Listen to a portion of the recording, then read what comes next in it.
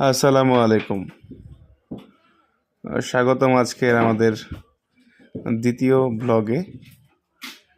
আজকের প্রোগ্রামটি ছিল কেরানীগঞ্জ মডেল থানার হজরতপুর ইউনিয়নের আলগিরচর গ্রামে। সেখানে 300 লোকের তেহারি রান্না ছিল মুরগির মাংস দিয়ে, আর সাথে ছিল এদিকে দেখতে পাচ্ছেন সকালের নাস্তা, চা এবং বিস্কিটের ব্যবস্থা করা হয়েছে আমাদের জন্য।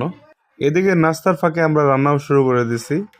এখানে মশলা কষানোর পর মাংস দিয়ে দেওয়া হয়েছে।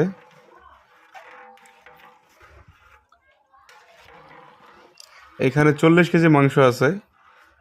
চালের তুলনায় মাংস একটু কমই দেওয়া হয়েছিল এই প্রোগ্রামটাতে। মাংস রান্না করা কমপ্লিট, ওইটা রেখে দিছি। এখন পায়েস রান্না হচ্ছে। পায়েস রান্না কমপ্লিট করার পরে আমরা বিরিয়ানিগুলো রান্না করব, অথবা তেহারি যেটাই বলেন, তেহারি রান্না করব এই পায়েস রান্না করার পরে। এপাশে তেহারির পানি বানানো হয়েছিল, ওইটারও উঠাই দেওয়া হয়েছে। উঠাই দিয়ে চাউলও দিয়ে দেওয়া হয়েছে, চাউল মাংস দুটোটাই দিয়ে দেওয়া হয়েছে। এপাশে এক ডেকচি নেমে গেছে, আর চুলায় আরেক ডেকচি রান্না হচ্ছে।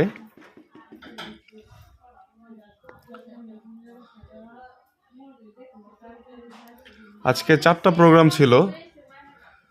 ওস্তাদ অন্য জায়গায় প্রোগ্রাম শেষ করে কিছু রান্না বাকি রেখে এখানে চলে আসছে, আবার এইখানে কমপ্লিট করে ওইখানে গিয়ে বাকি রান্নাগুলো করবে। এপাশে আমাদের তেহারি কমপ্লিট, উপরে মাওয়া এবং পেঁয়াজ বেরেস্তা সাথে কাঁচামরিচ দিয়ে দেওয়া হয়েছে। অন্য পাশে আরেকটা নামছে, ওইটা থাকবে হিটে।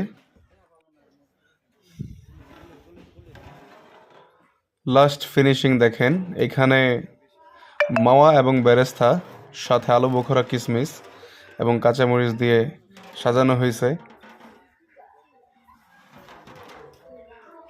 একে একে প্রত্যেকটা ডেকচি নেমে গেছে, একটা লাস্ট দমে রাখা হয়েছে। আর এই পাশে পায়েসটাও চমৎকার হয়েছে আলহামদুলিল্লাহ। এরপর লাস্ট ডেকচি কাটা হবে।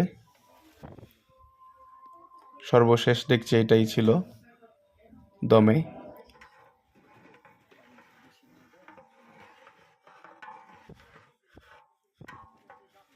কিছু মাংস রেখে দেওয়া হয়েছিল উপরে দেওয়ার জন্য, তো উপরে কিছু মাংস দিয়ে দেওয়া হইল প্রত্যেক ডেকচিতে সমপরিমাণ করে। এখন এইখানে পেঁয়াজ বেরেস্তা এবং মাওয়া দেওয়া হবে, মাওয়া দেওয়া হচ্ছে।